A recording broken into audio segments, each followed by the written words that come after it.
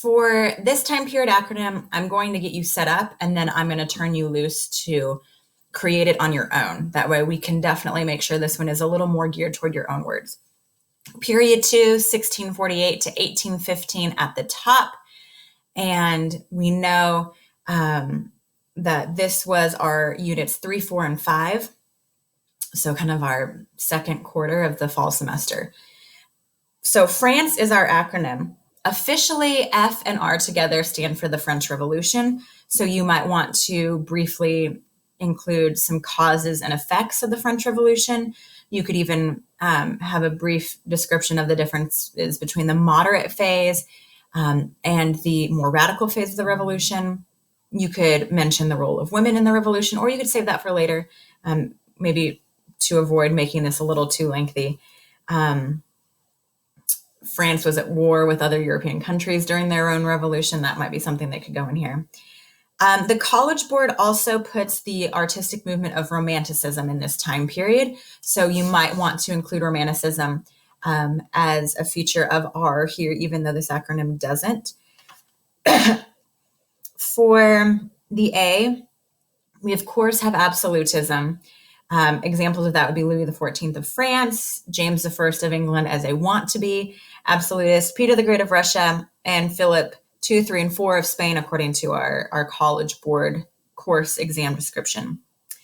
The other word for A is the agricultural revolution. Increased productivity leads to increased supply. Crops and animals from the Americas are supporting this. We see an increase in the putting out system, the home production of textiles and other things like that, which will eventually be replaced by the Industrial Revolution.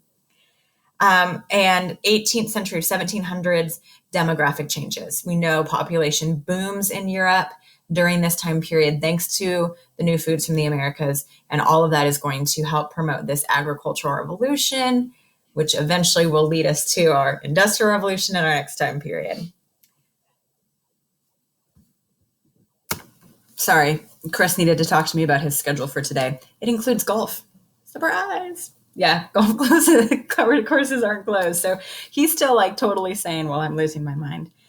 All right, for N, we've got the Napoleonic era. So make sure you understand his rise to power and contextualize that within the French Revolution, the Enlightenment-inspired reforms that he enacted, as well as restrictions that he later made as he wanted to become more dictatorial. The wars he's fighting to expand French territory in Europe would be good.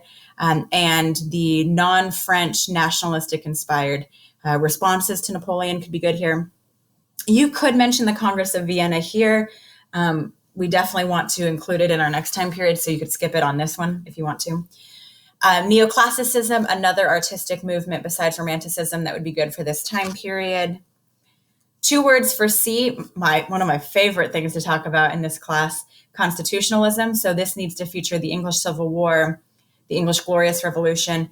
And then I would also include under this that eventually we see the, like our College Board study guide calls it the ascendancy of Britain, that these global commercial rivalries have really come down to Great Britain and France, and Britain is going to win. And so this can be like your 7 Years' War mention here. I think that this constitutionalism in England makes them more stable than all of this revolutionary drama in France, and that's something that's going to contribute to England becoming more globally dominant than France. Consumer culture, things like the new market economy and new financial institutions that are being developed. Mercantilism and colonization can definitely fall under consumer culture here as well. For E, here's what I would do. Not only would I have the Enlightenment here, but I would do the Enlightenment and the scientific revolution on this page. I know we mentioned that it started in the last period, but I would go ahead and give it some acknowledgement in this time period because it is still happening after 1648. And then enlightened despots, we've got a list of like Frederick II of Prussia, Joseph II of Austria, and Catherine the Great of Russia can fit here as well. Finally, not featured in the acronym, but some events we talked about early in this time period would include the Dutch Golden Age. So reviewing what a stadtholder is, connecting William of Orange to the Glorious Revolution would be great. A military buildup that's happening, whether you're an absolutist monarch or a constitutional monarch, would be good. Military reforms, Gustavus Adolphus, something like that guy.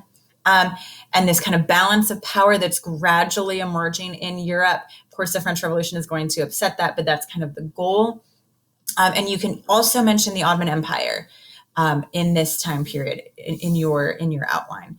So go ahead, pause the video, create this, or you can keep watching on the video, set up your next time period, and make your 2 charts at the end once you're done watching me. Whatever you want to do is great.